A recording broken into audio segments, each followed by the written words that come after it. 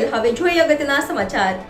તારીખ 26/8/2024ના રોજ વાઘોડિયા તાલુકાના અંટોલી ગામે નવી નગરીમાં ભારે વરસાદને કારણે ઘરોમાં પાણી ઘૂસી ગયા હતા, ખેતરોમાં પાણી ભરાયા હતા।